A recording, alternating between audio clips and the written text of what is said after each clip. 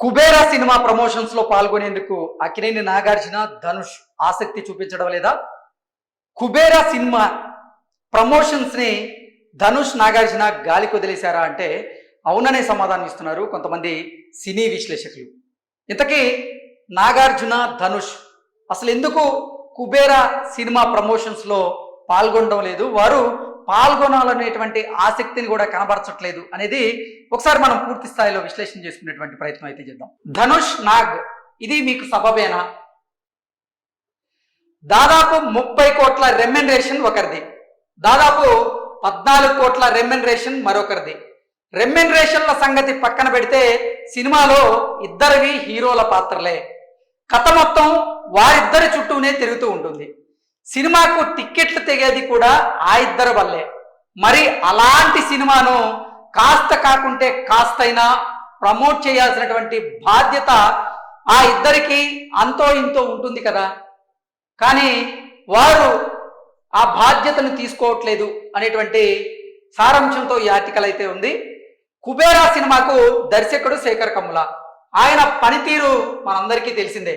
Cinema నిర్మాణానికి ఎన్ని రోజులు ఇచ్చినా ఇంకా మరో రోజు కావాల్సి ఉంటుంది. దాదాపు 2 నుంచి 3 ఏళ్లు పట్టింది కుబేరా సినిమా మేకింగ్కి. 100 కోట్లకు పైగా బడ్జెట్. ఇలాంటి సినిమాను జనంలోకి బలంగా తీసుకెళ్లాల్సినటువంటి బాధ్యత నటులది, టెక్నీషియన్లది.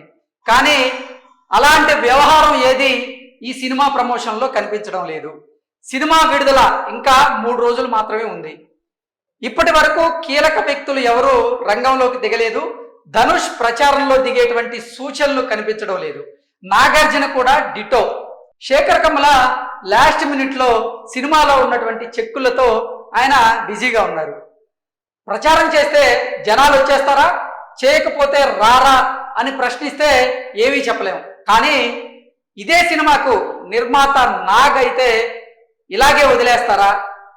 ధనుష్ కూడా నిర్మాత, దర్శకుడే. నిర్మాతల కష్టాలు, సినిమాని ప్రమోట్ చేసుకోవాల్సిన పద్ధతి ఆయనకి తెలియదా అంటూ ఈ ఆర్టికల్ సారాంశం. ఆ మధ్య వరకు నాగ్ తన కొడుకు అఖిల్ పెళ్లితో బిజీగా ఉండి ఉండొచ్చు. ఆ పని అయిన తర్వాత అయినా సినిమాకి సాయం చేయాలి కదా. అన్ని విధాల సినిమా బాగుండి బాక్స్ ఆఫీస్ దగ్గర సక్సెస్ కొడితే అప్పుడు అందరూ ముందుకు వస్తారు.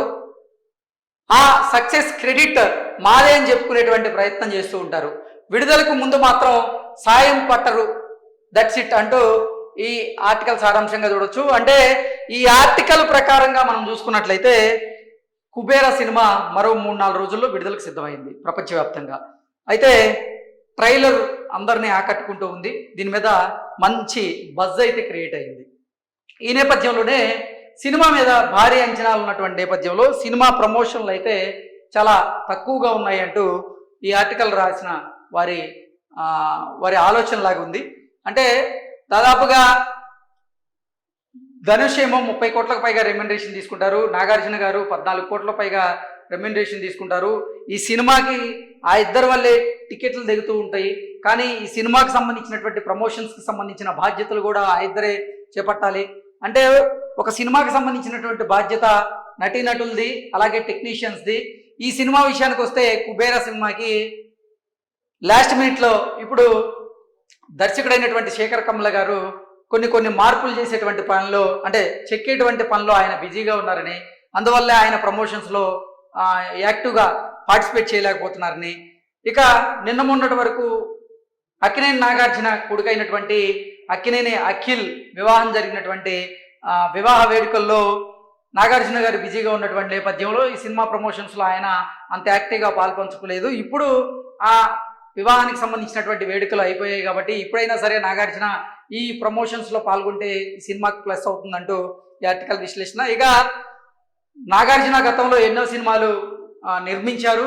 ఒక నిర్మాతగా మిగతా నిర్మాతల సంబంధించినటువంటి అంశాల గురించి కూడా నాగార్జునకి ఒక అవగాహన ఉంటుంది కదా.